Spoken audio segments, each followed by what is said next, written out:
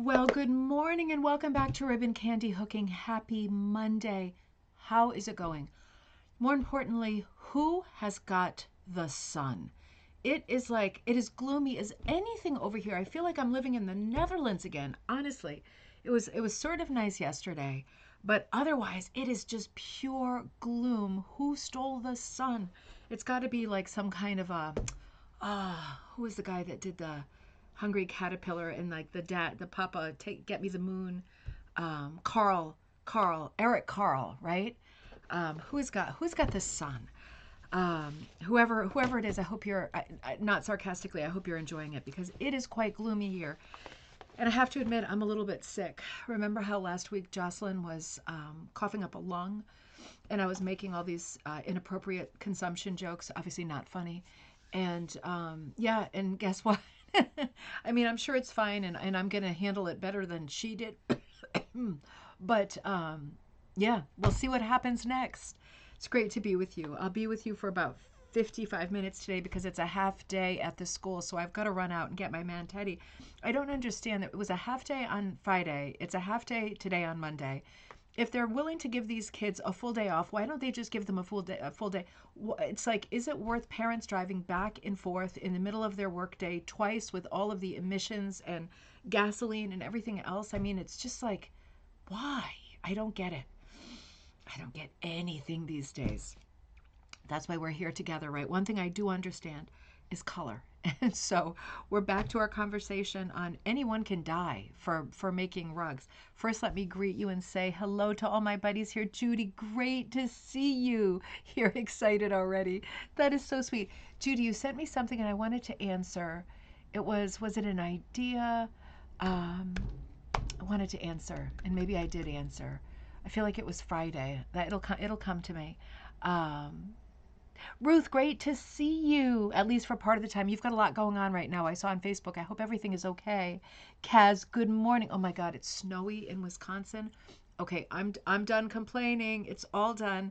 I bet it's beautiful, and it's still March, right? So, yep, I bet it's beautiful. The last one of the year, right? Sandy, great to see you. I don't think these glasses are gonna do it for us. Let's try these guys. Let's see. Are these guys gonna do it for us? A little bit better, yeah. Let's see.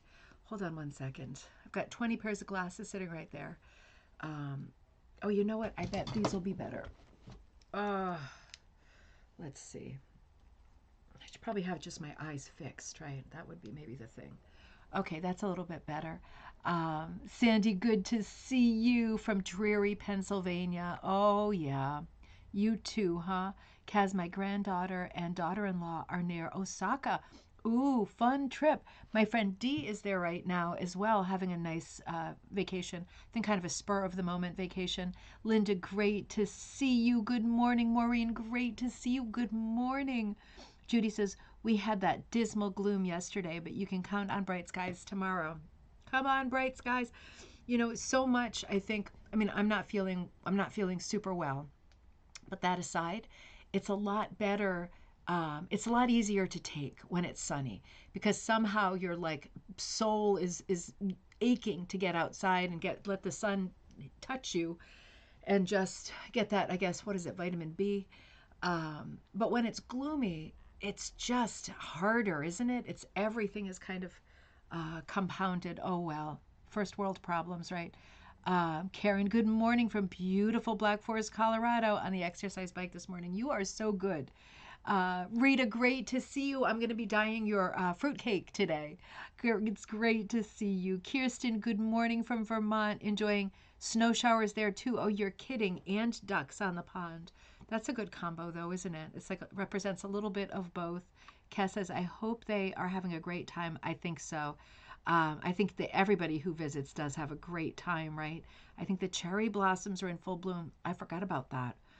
Grady says, hi from Ontario. Woke up to snow. Okay, I'm not going to complain because some of you are getting snow, and I don't know how you feel about that. Although it is beautiful, isn't it? And you know it can't last long. You know it can't. Gosh, it was a beautiful day yesterday. I have to say it was a busy weekend.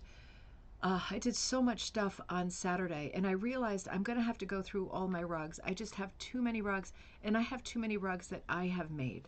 And yeah, and they're beautiful and I love them and that's great, but I have way too many. I'm going to have to sort everything.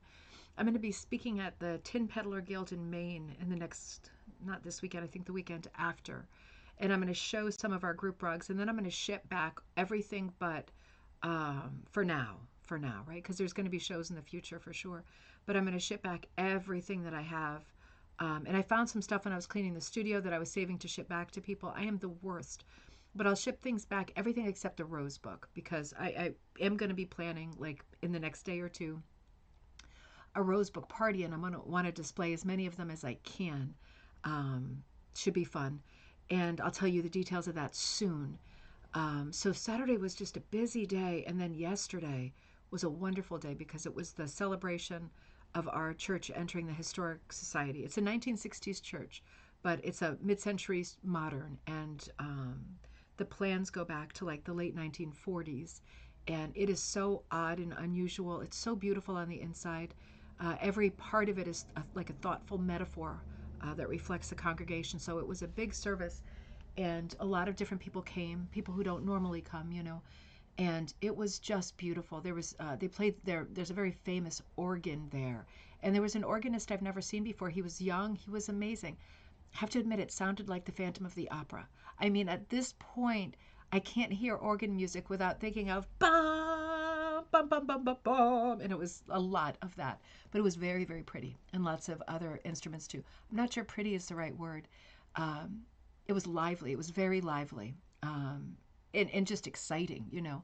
And it was nice because for part of the service, they played an audio recording from the early 60s of the then minister, who was the first minister of the church of that specific location, and speaking and giving part of his sermon. And he had that voice, you know, the old movie voice that men had, women too. They just spoke differently in the 50s and 60s. They just had different voices completely.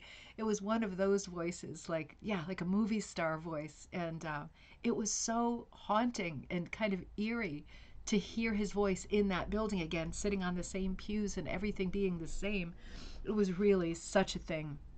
It was great. But then as soon as I came home, I felt slammed. I laid down in Teddy's room for a minute to chat with him, and I fell asleep. That's not a good sign for me.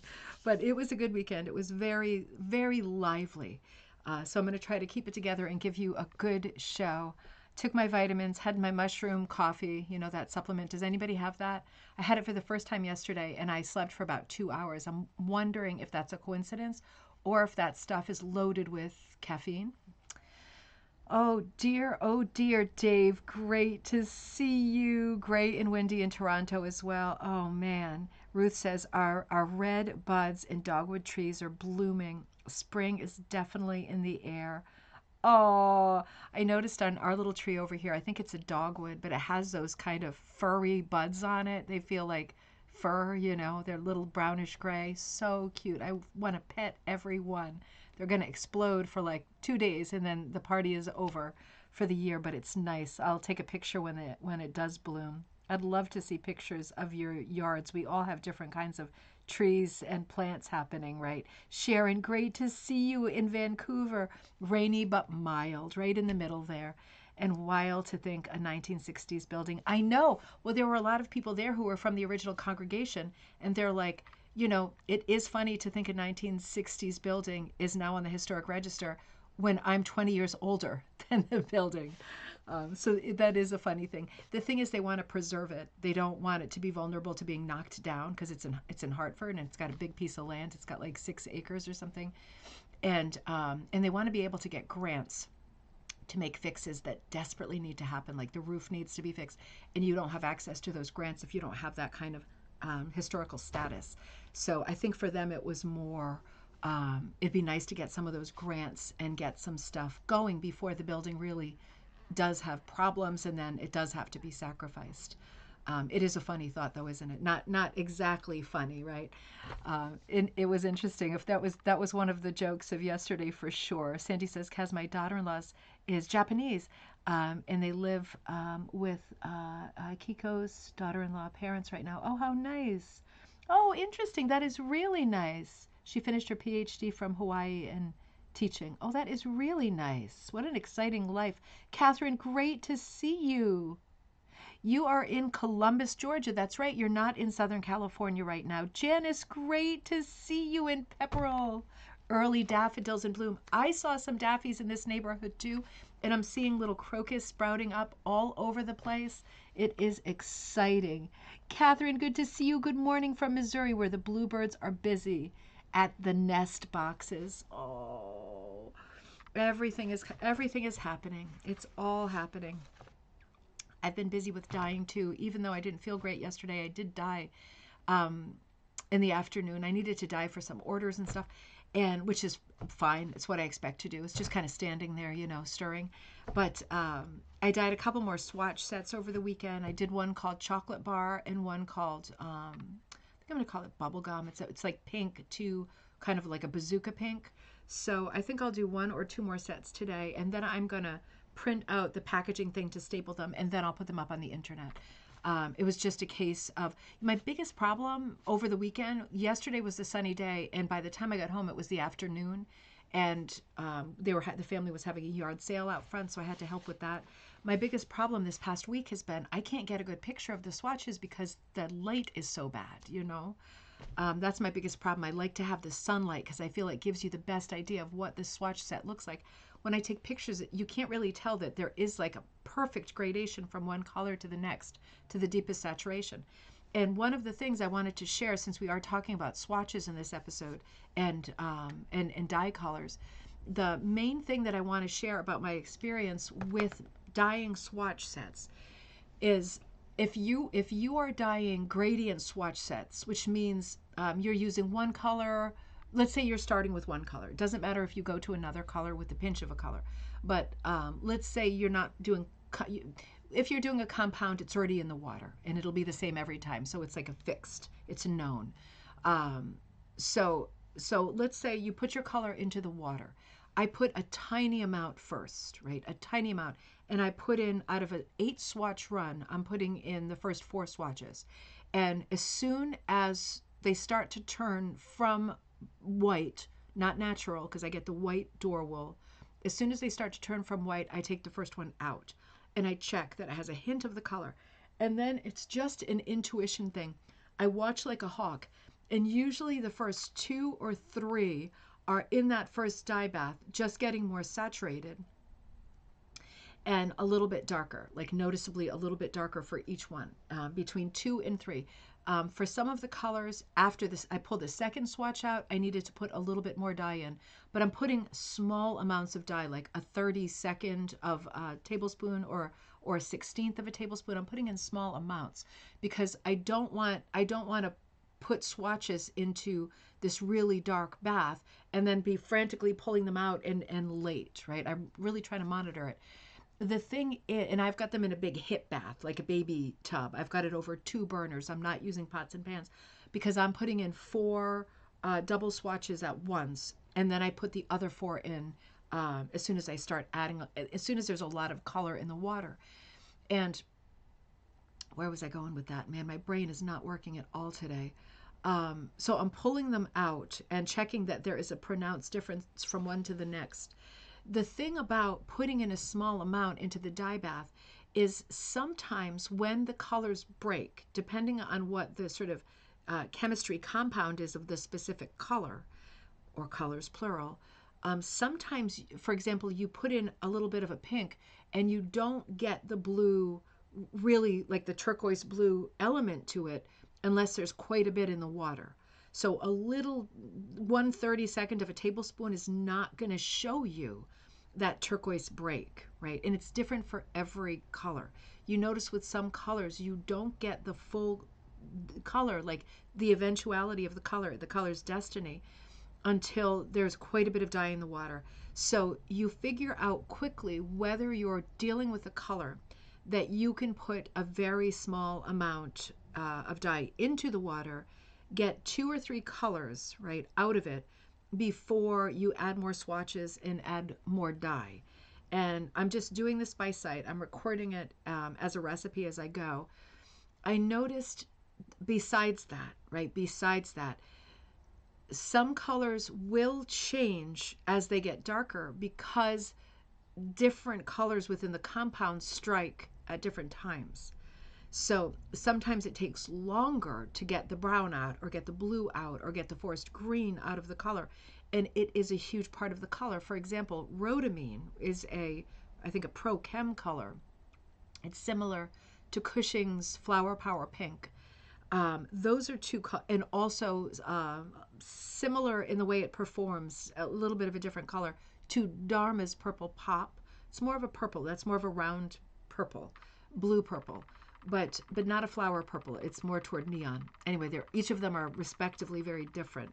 But with all three of those colors, with such a hot pink base, right? Even the purple, they don't get their note of blue until the very, very end. So if you were to do a swatch set of one color with a color that happens to be a holdout like that, you will only see hints of some colors, some shades at the very end of the run. So it's just the way the colors break down. You've got to wait and watch. Now, besides that, the other thing that I noticed is that some colors are not very complex. So some colors you put in the water and it's just that color, light to dark. And we see this in this dye book by Clarissa Cox as well. Clarice. Clarice. It always makes me think of Silence of the Lambs. And I love that name too. It's such a shame. But even in this dye book, there are some colors that they are, the whole swatch set is one color without introducing any other color. Most of them are a color introducing one or two other colors.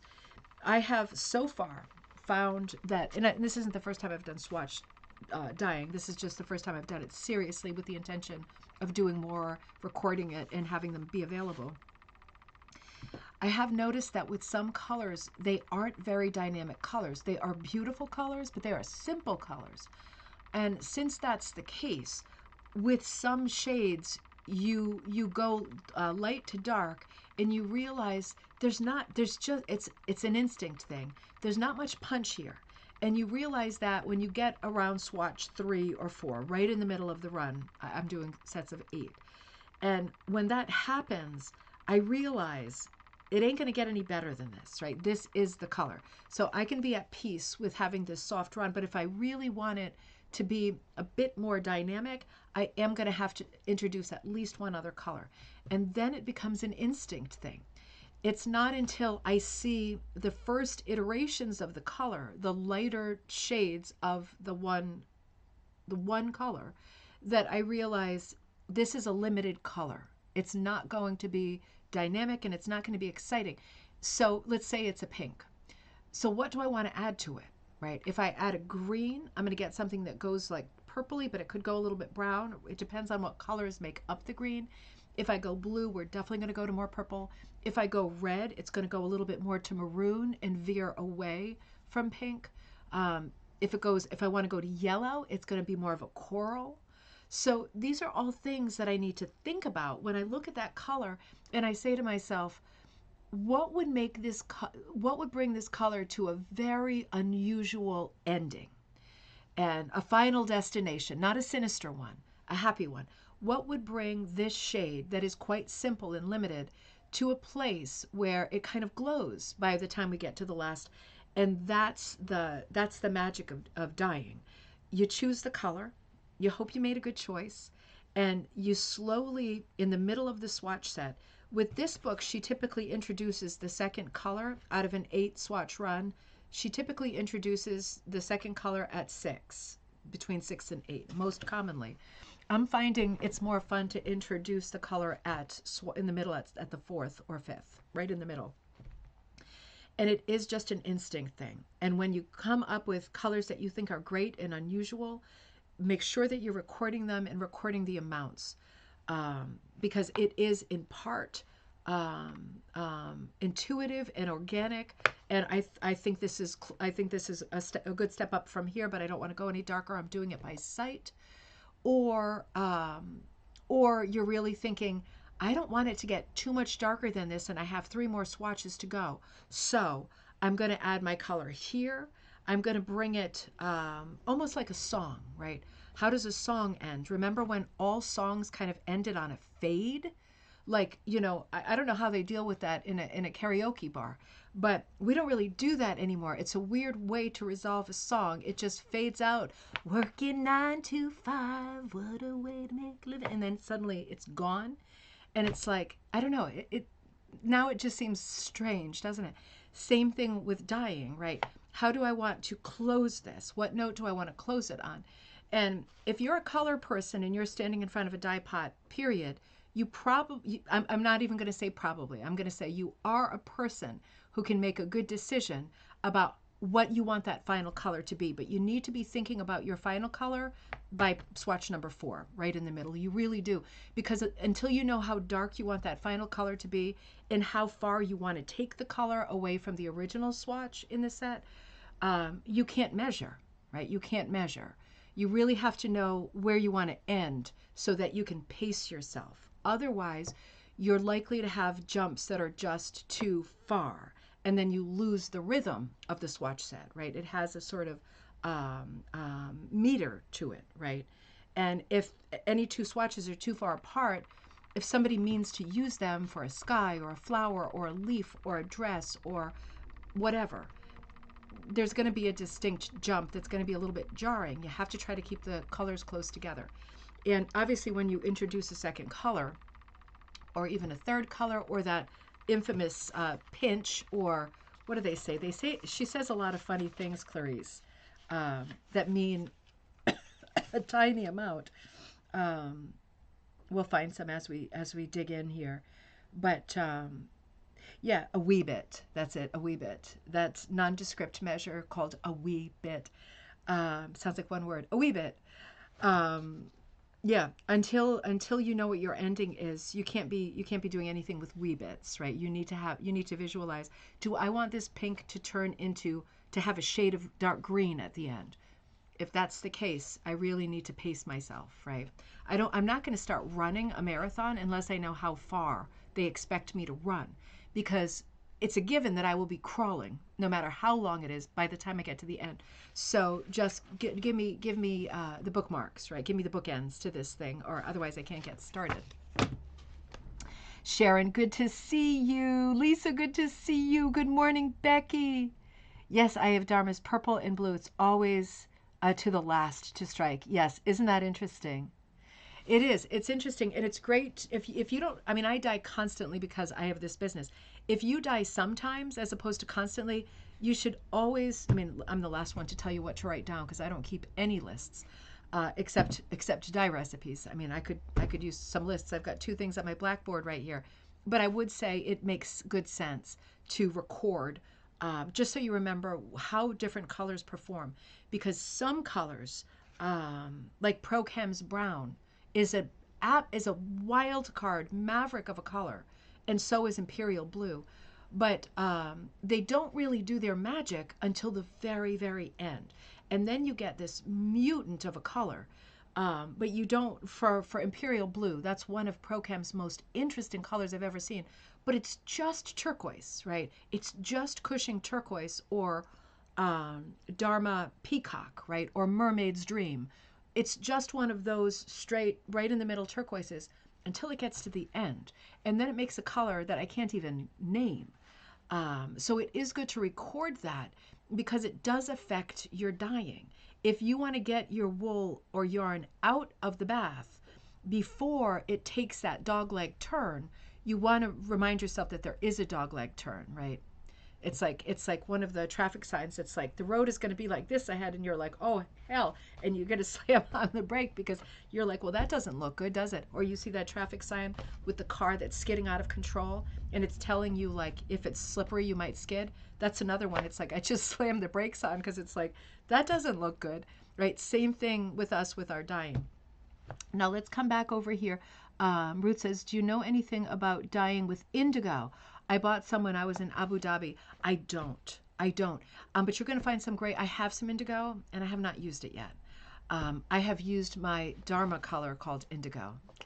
And I don't know a lot about natural dyes. I took a class in natural dyes, And I didn't feel comfortable enough with the one class learning about brightening colors versus saddening colors and what different colors can do. I didn't feel comfortable enough with that one class to really talk about it and share the information. I feel like I need to know a lot more. And I hope that I do get into a natural dyeing season this year, because I would love to experiment with natural dyes like indigo. And my main reason for not doing it more quickly is because natural dyes tend to be so expensive. And I just typically within the brand don't like to promote things that are super expensive because I feel it's prohibitive to much of the audience. And I like to stay, even though chemical dyes are obviously more dangerous to deal with, and you've got to mask up and put your gloves on and you know, separate your pots and pans and all that cautionary stuff.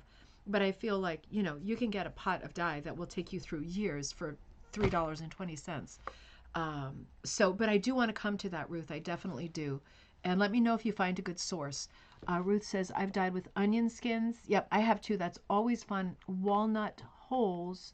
I've dyed with black walnuts. Those were fun as well. But otherwise, I haven't done too much dyeing with natural dyes. Yep, so both of those are great. Around here, if I were to not buy my dyes and I were to find them in flowers and weeds and stuff, almost everything makes yellow.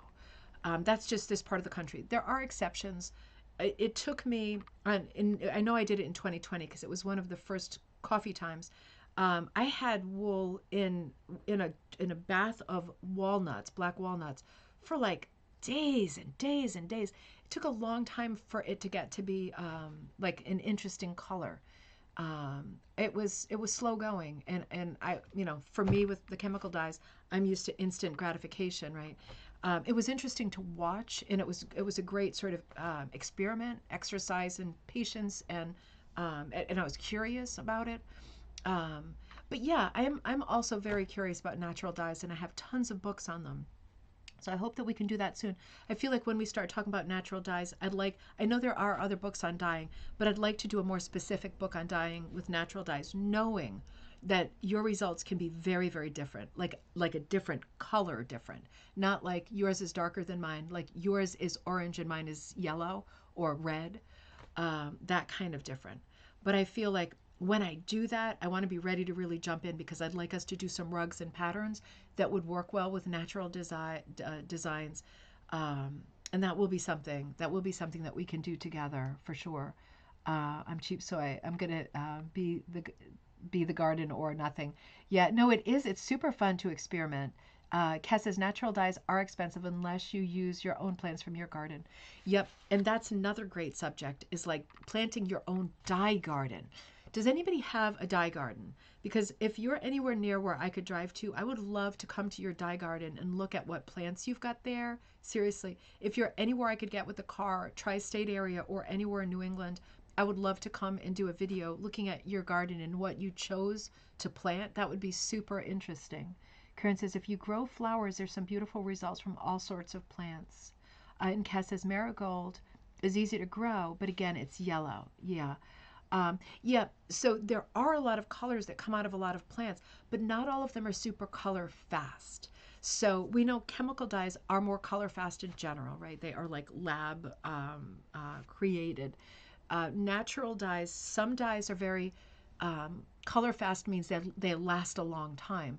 Others are bright when they get started, but they fade really fast. So if you are serious about doing natural dyeing, right, well, without getting into the conversation hugely just yet, I would say research the plant that you're thinking about, because if it's a plant that's known to not be color fast and you dye a lot of wool with it and hook up your rug, you're going to be disappointed when it starts to fade like 6 months later.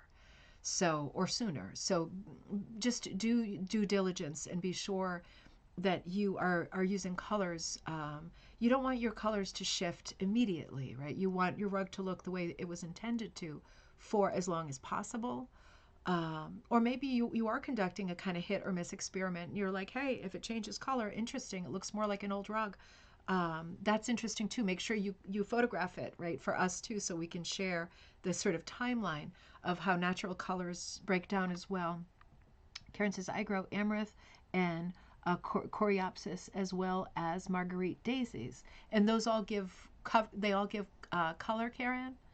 And Ruth says, we had pokeberries here in our yard, which can be used for burgundy, fuchsia, pinks, and reds. Yeah, those all sound good.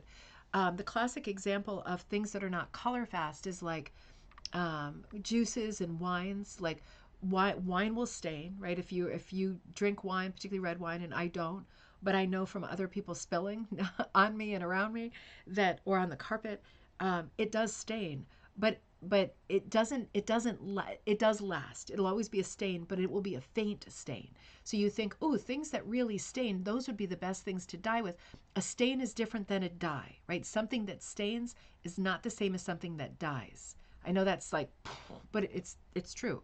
So things that you think, oh, I've that's fallen out of my sandwich many times. So the other day, the Friday before last, I was at the church, and there were falafels, and they were it was being catered for something that was downstairs, and there was a lot of leftover falafels, and I love me a falafel, so somebody gave me a falafel, and I was eating it, and it was in this foil container. It was so spicy. It was the best one I've ever had. It might have been the best thing I've ever eaten. It tasted very strong of peanuts, like just regular peanuts. It was wonderful. But the falafels kept falling out of the wrap, and every time they did, they rolled it down my shirt and onto my jeans, and then onto the floor. And that's when I said 5-second rule, and just was picking food up off the floor, eating it, because it was that good, right? And I assume they vacuum the floor all the time. Fingers crossed.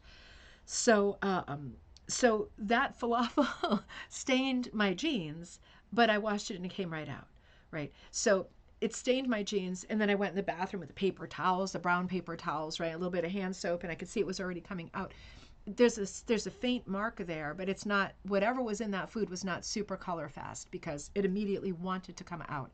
And even if I hadn't washed it in the washing machine, I mean, I almost got it out in the hand sink. That's a color that is not color fast. It had like stain properties quickly, but it's not going to. I mean, do you ever hear of people dyeing stuff with tomato? I mean, maybe, but I don't. I've never heard of like tomato is a great way to stain. It seems like it stains when it hits your clothing, but it doesn't actually last. It doesn't dye your clothing. It might leave a mark, but it's not going to change the color, and it's certainly not going to give you a color that's reflective of what the thing looks like, right? Like fuchsia flowers, is it going to make a fuchsia color? Probably, because fuchsias are more color fast than other natural plants. So interesting. And we know that coffee and tea are fairly color fast. They're good. You're not going to get an elevated saturation of a coffee or a tea. You're not going to get a dark, dark, dark, right? You're going to get a light, a medium, maybe a medium dark if you're lucky, with a lot of tea bags or coffee grinds. But you're not going to get a super, super, super dark, like mistake it for black kind of saturation. It's just not going to do that. Let me catch up with these comments here. Lisa says, does anyone know why when you steam acrylic yarn, the color sort of dulls or fades? That's interesting, Lisa. Does it seem like it takes the color out permanently? Or got this little bit of sari ribbon is really sticking to me. Does it seem like it's permanent, or does it just give it a kind of frosty thing while it's in contact with heat? Do you notice that later it also seems faded? I mean, if it does, it must be because of the synthetic content. It's not meant for heat. I'm trying to picture if I have blocked stuff on high heat that is acrylic, and I feel like I have. It might also be something that really depends on which yarn, you know what I mean? It's so apples and oranges. Everything we do is so apples and oranges. Judy says, sorry, I'm terrible at names, but didn't the lady you interviewed about Rio rugs have a dye garden? You know, I think she did. Melinda Bird. You know, I think she did. That's interesting, because I am planning to go down that way later in June. Thank you. I forgot about that. Maybe I'll see what she's growing. Interesting. Yeah, thank you. That's a good memory. Karen says amaranth is what Native Americans used for red. Coreopsis is a orange yellow. And the daisies are a lemon yellow, great for over dyeing. Ooh, fantastic. And blueberries make a great gray.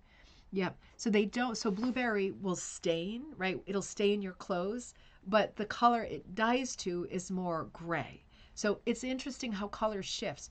And it's interesting when you do look at natural dyes, dye books, or like when I took this dye in class, I'm seeing these pots of color, right? We're putting the, you know, the plants, whatever, into the pot, and it's making this witch's brew. And I'm thinking, oh man, this is going to be like toxic. Like this thing is crazy. This is loaded with color, and the yarn is in there for 2.5 hours, and you pull it out, and it's still almost white. It's like, wait a minute.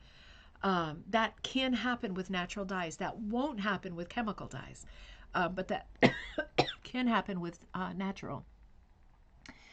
Lisa says it kind of dulls. It dulls, then kind of tub balls, uh, tubbles, kind of tubbles.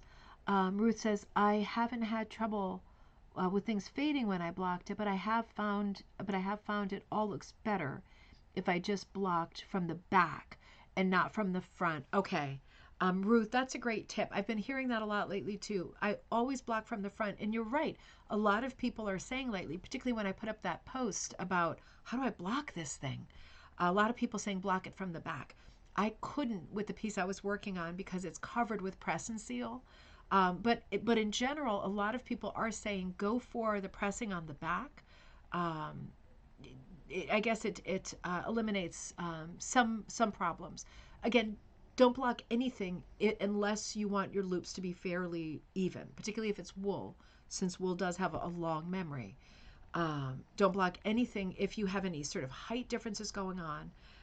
But a lot of people these days are saying block it from the back. That makes more sense. Interesting, right? Why not? I mean, that does make a lot of sense. Yeah, that's a great tip for Lisa, Ruth. That's a great tip because why not? Why risk lightening your loops, right? Dulling your loops when you could just do them, you know, from the back of the piece, and then guaranteed nothing is going to change color. That's a really good one. Thank you. That's a great tip. We should put that tip somewhere. That's a good one for everyone. We always say great tips here, and then we don't put them anywhere. We should put our tips somewhere.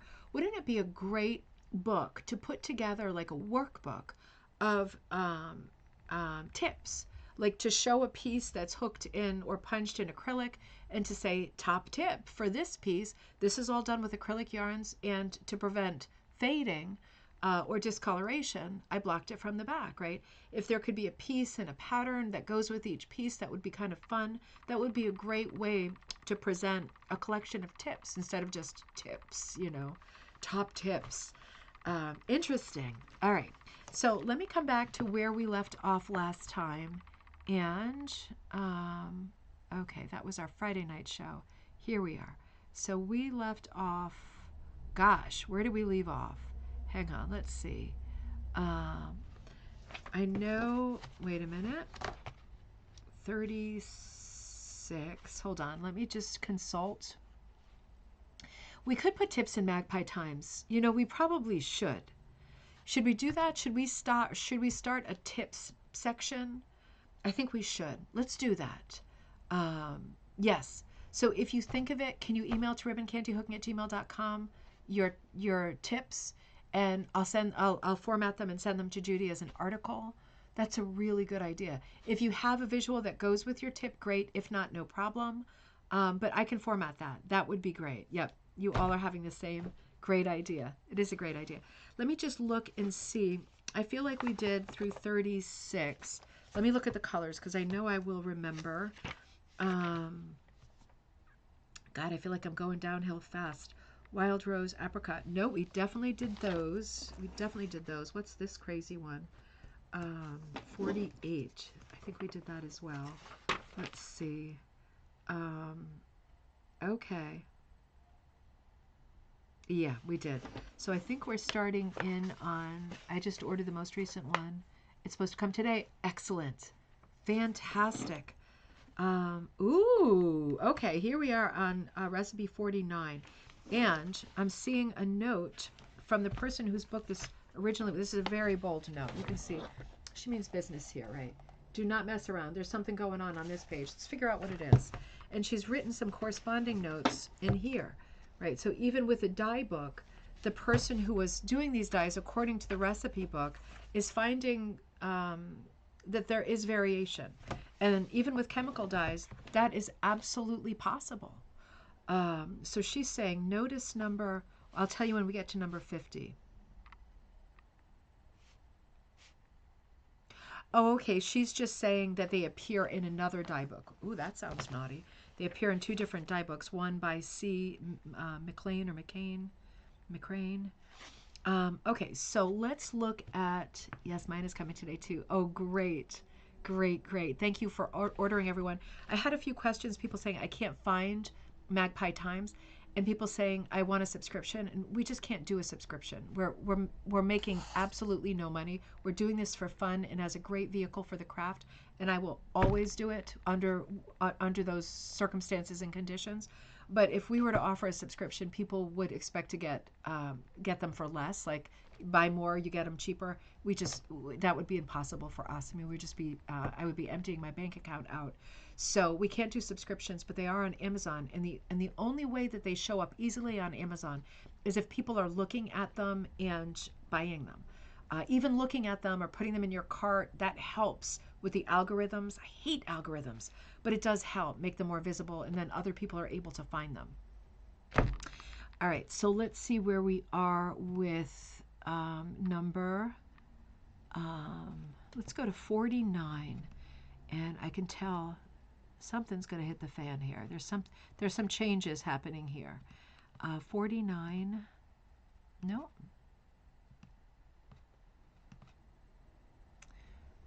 Almost. 47, 48, almost. There we go. All right, so starting here at 49, I hope that's where we left off last time. We should be able to get through these. Oh, I'm a little bit late. It is fun talking about other stuff, though, isn't it? It really is. And you gave me in that conversation that we just had, that communicated to me that you are all interested in natural dyes as well. And that's important for me to file in my head, because I do work on a lot of projects, and I do have a lot of book stuff going on, and I have some projects going on that I haven't talked about yet, because I'm waiting for the right moment, and I don't want to overwhelm you with the volume of projects I'm doing at once. I want to let you know when the time is right, and the time is almost right for the Halloween book to jump back in there. But it is important for me to know what you're interested in and what you want to work on together, right? So, oh, I'm wheezing. Did I tell you on Wednesday I'm driving to the Cape Cod for the day with my buddy Naomi to meet Jessica Troyer. Jessica Troyer is a big name here in our thread. I think she's already on the Cape with her family now, so she's not live, but she's often with us, and you will recognize her work and her name. And she is working on a book project that I hope the Ribbon Candy bookshelf will publish. But it'll be great to meet her, and we will record a video on Wednesday from maybe from the White Cat or from somewhere to say hello. So that'll be a lot of fun, just putting faces to names, right? Oh, okay, great. Thank you. Thank you for building your stash. That is great. Yeah, I love it. I love getting these orders, man. It is not easy right now. There's a lot going on in Canada, so you can imagine I'm seeing a lot less orders than I have in the past, which we're not even going to start that today. All right, so number 49, you're looking at the one on the left there. That's number 49. Oh, this is a vintage book, but it looks like the moths were nibbling away at these two, doesn't it? They look okay now. They definitely look okay. This is like a 53 book. Yeah. And the swatches are probably around the same time. Yeah, there were moths nibbling at two of them. They look all right now. Well, I haven't seen any action anyway, God forbid. Those are some old nibbles. So number 49, this is an interesting green set. It's made up of 3 colors. 1 full teaspoon of bronze green, 3/8 teaspoon of medium brown, and a ½ teaspoon of nugget gold. Now that is curious. And you add more medium brown on this swatch set at the 6th shade. Oh, there is only 6 shades in that run. So the last one gets a little bit more medium brown. It's funny, and this is just what I was talking about at the beginning of the show. Now, bronze green is a very yellowy, it's a gold green, and with a lot of brown in it too, but it has a bit of a glow. Um, just to be clear, we're talking about Cushing dyes because Dharma also has a color called bronze. And Dharma's bronze is one of their shapeshifters. It's a very odd one. It does a weird silver brown, but it does not have any gold and it's not a rich color. It goes straight to dark brown. It is a pretty color. It's an unusual color, but it doesn't perform super well. Cushing's bronze green, it has much more of a glow. So I'm really surprised that, considering that there's also nugget gold. Nugget gold is a very bright gold. That's in here too, and it still manages to be quite a dull set. Interesting, right? And that 3/8 of a tablespoon of medium brown is only on the last shade. I don't know how that's possible. I know both of these colors. I guess how it's possible is chemistry. These colors together seem to be negating each other because they both have a great glow and a great brightness to them. They both are colors with lift, right? There's a color within them that lifts up, and it's gold in both cases, and yet the color is producing a very flat army green. Interesting. So, of course, number 49 is suggested for leaves and scrolls, and it makes an ideal background for fruit, so Clarice says. So, let's move over to number 50. And before we do, with number 49, I would say my takeaway from number 49, I have used medium brown, but I don't go near it a lot. And you know that there's a lot of Cushing colors that I am completely in love with, but I don't go near medium brown a lot because for me, it's just a very nondescript color. I would go for it if I was looking for something that didn't have a ton of personality. But if I was going to go for a Cushing brown, I'd go for Spice Brown, Mummy Brown, one of their browns that's really distinctive. Or I'd go to another brand for a different brown like tobacco or, one of my favorite browns from somewhere else. I don't go to medium brown a lot. But what this is telling me in this swatch set is that medium brown will dull something right down. So when we talk about dyeing, if you have medium brown and you're thinking, oh, this blue is just getting too light blue, I don't want it this cutesy, I don't want it this robin's egg blue, it might be that medium brown is one of the great flatteners of color. So it's also good to keep a running list of colors that are guaranteed to sadden the color you're dyeing, because sometimes that's what you want. We don't want all brights and we don't want all lights. We do need some drabs. And it's a shame that the word drab has negative connotation because we need the drab colors, and they are interesting, muddy colors, right? They're complex colors. So remember medium brown for that reason. The following, okay.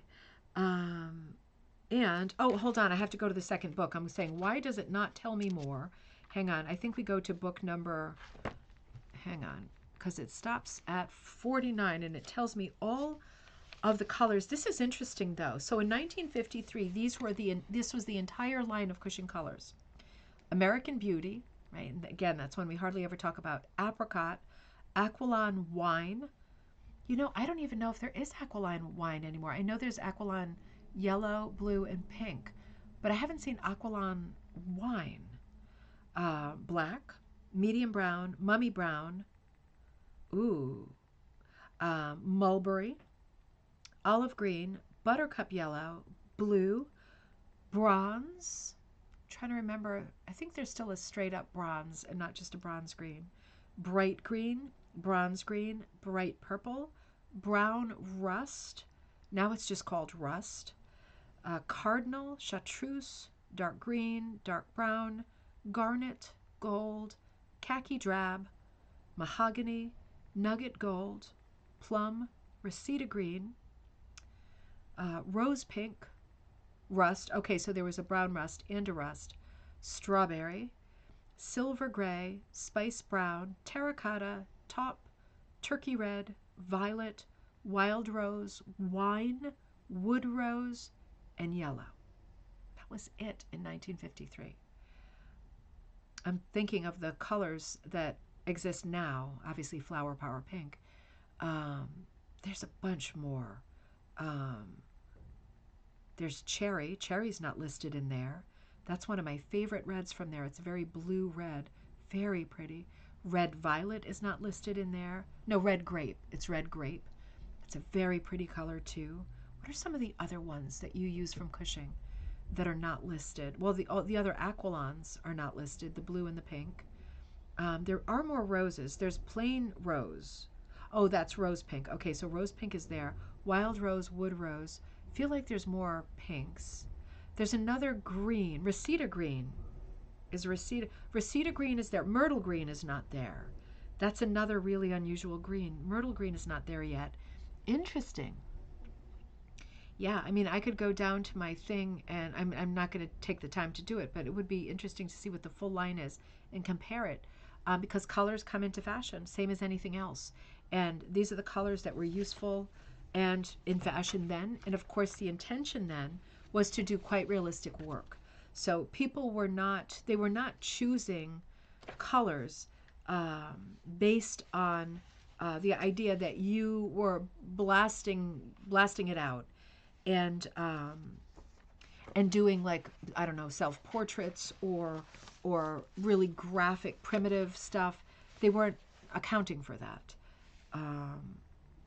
Wait a minute, let me see if this is the continuation. There's a lot of information in here too. No, that's not the continuation. 70 exact formulas. Maybe this is it. How interesting. I'm going to have to look through my books because they're not showing me. They're not showing me 50. So I'm going to stay with you here because they are giving us some other things. Apparently Clarice got married in here somewhere because her name changed to McLean. I see. Clarice Cox McLean, same person. So Clarice McLean writes a third book. Oh, we're looking at her second book because her first book was in 1948. She talks about weighing material, how much color for this much weight of wool. I don't honestly get into that kind of detail.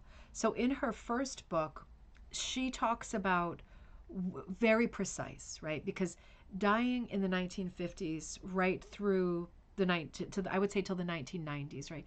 In the 1980s, we start to see a really pronounced shift in content and subjects for hooked rugs, and people start doing stuff that's a little bit more from the British school, a little bit more far out, right? A little bit more of its time, right? That kind of shifts around the 1990s, but right through the 80s, we're still doing a lot of flowers, scrolls, animals, and country subjects. So this is what she's talking about in her books. Oh, Mandy, you're on. Let me know how that package is going. That makes me nervous. Something got returned that we need to get to Mandy because you know how much work Mandy does for ribbon candy hooking. So stressful. Fingers crossed. So the conversation in 1948 is, what are you making? Is it bleeding hearts? Is it Canterbury bells, carnations, calla lilies, chrysanthemums, lilies, morning glories, pansies, poppies, petunias, pussy willows, roses, trumpet flowers, snowdrops, tulips, zinnias, violets, and that is it. And then colors for rose leaves, fern leaves, very limited. She's talking about Nile green in 1948, and that wasn't in the list for 1953. Interesting, right? And fruit. The last page is fruit. What color will make apples, cherries, grapes, lemons, oranges, peaches, pears, persimmons, plums, strawberries, and watermelons? That's it.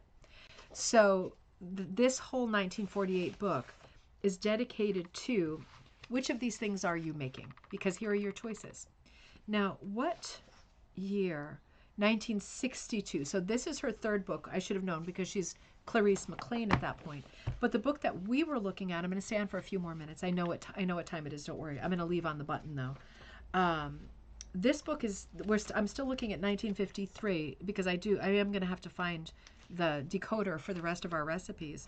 But in the second half of this book, she does talk about some things that are interesting, like spot dyeing. And she says, each color called for is to be dissolved in a separate cup of boiling water. Never mix these together. You can make 3 gradations of any of these formulas by using 1 teaspoon of dry dye to 1 cup of water for dark spot dye. Okay. Cover drain board with oilcloth, right? This is very dated. But interesting. And again, very precise and technical set of directions here. So she's actually telling you what to do to use an old measuring spoon, what to do with your sort of drying rack or the drying board. Um, and she talks about different colors for exact purposes. Very technical. She gets into a whole chapter, of course, on fruit. And then, as good as it would get at that time, there are quite a few pages, for example, of this stuff. It's a beautiful rug. It's a close-up. And what she's doing with this rug, all black and white, there's not a color photo in here, is she's telling you the plums, right? There's plums in this picture. The plums are medium American Beauty and medium violet. Those are the two colors. And she tells you it's number 8. So that's the color you would want to use. You'd want to go back in the book to number 8, get the exact recipe for the amounts, right? And then she says grape leaf. Like this is the color that the grape leaf is. This is the color the grapes are, the pear leaves. So she's showing you a series of close-ups of classic rugs. And she's telling you, crops of rugs. And she's telling you these are subjects everyone would do. What's this, a pumpkin? What color is that? Oh, is it a melon? It's either a pear, a grape leaf, a grape, a melon, or a plum. Man, it doesn't look like any of that stuff to me. I guess it's a melon. Yeah, I guess it's a melon. So that's another good name for a memoir. I guess it's a melon. Yeah, and it says who they're hooked by. But many pages of these where without having the color, you had to have a good imagination then, right? I think that goes without being said. She gives us additional ideas for fruit. And so we're not even going to touch that, but she talks about like if your bananas are looking rather stiff. Okay, that did not sound right at all. It did not, but that's what the sentence says. Bananas are rather stiff looking, but by keeping the color soft, they will not look nearly as stiff. Okay, we're going to leave that alone, and we're going to move over to problems and their answers. Here are some problems which have been presented to me. What do I do when my dye clabbers? I don't know what clabbers means. Clabbers. I guess it's like clabbered, like siding, like sticks together or overlaps. Clabbers. The answer is place mixture in a pan and reheat. Dye will immediately liquefy. Okay, it must mean like consolidate or sort of fossilize. How can I get a very dark red? See, and she refers to formulas. Use a very small amount of dark green or black to get a very dark red. Add more salt and cover last 2 shades while boiling. Cook longer. And that is something that I find too with contemporary dyeing. If I want something darker, more citric acid, higher temperature. Clotting. Okay, thank you, Carol. Oh, that's a good one to know. You never know. I like that. I hope I don't have any clabbering anytime in the near future. When I tripped over that food cart the other day, I wonder if I would have some clabbering, right? But it seems to be healing quite well. How do I soften colors to get a more muted effect? Tone them down with their opposites. But if you do not have a color wheel and you do not know what this means, a very safe rule to follow is use a very little dark brown to dull pinks, rusts, or peach tones. Use medium brown for golds. Right? We were just talking about that. For golds, bronze greens. Okay, that's just what we were talking about with number 49. Do you remember? Medium brown is a killer. It'll sadden it right away, right? And plum to soften yellows and blue-greens. Caution. Use extreme care in muting yellow or you will get a dirty brownish color. Yellow or gold will dull purples. Garnet will soften blues. This is really interesting. Why do I get a more bluish or more yellowish green at times from the same formula? Answer, several factors, this will be my last one, may cause this. The chemical analysis of your water varies at times. The chlorine content can cause quite a bit of trouble. Also, the bleaching agent used in processing the wool. Wool from different parts of the country and even different parts of the same sheep will take the dye differently. Yellows and greens are too technical. I'm going to hold on that. I'm going to fold it here in case we want to return to that. And that's a good point for today too. Sometimes you expect to get the same color that you've gotten before. You expect to get the same color that your friend got. And it's not just chlorine in the water now. Sometimes it's like fluoride, different chemicals, hopefully all safe, might be in the water. And since that's the case, we will get different colors, slightly different. But I say slightly, sometimes it can be a noticeable difference from your friends using the same dye packet. Um, and that is worth thinking about. The thing that always makes me smile in a curious way is the amount of detail that's in these books, these dye books. I mean, we're talking about like to the grain. They are super, super, super militantly technical and detailed. And yet, you cannot control wild card things like what is in your water and whether it is going to hugely skewer what that color will be, right? It's funny to have such detailed technical conversations when you know that there are some huge factors in place that will completely sort of nullify everything that you know and are attempting to do with a specific color, right? And then you need a different set of rules for your water. So it's just funny. It becomes a bit of a moving target. The best you can do if you don't have a rug hooking business, right? If you do, you really have to keep recipes and make sure things are pretty much the same from one run to the next. I think he's pitter-pat. Everyone knows, dyeing dye batches, if you have any kind of knitting or yarn background, you know that it can be a little bit different. And when you have a business, you hope it's not different at all, or it's such a slight change that nobody will notice and it won't upset anybody. But if you're dyeing for fun at home, the best you can do is try to get the color that you mean, right? And to assimilate all of this knowledge, all of these tips from the 1950s through now, and say, I think this is what's going wrong.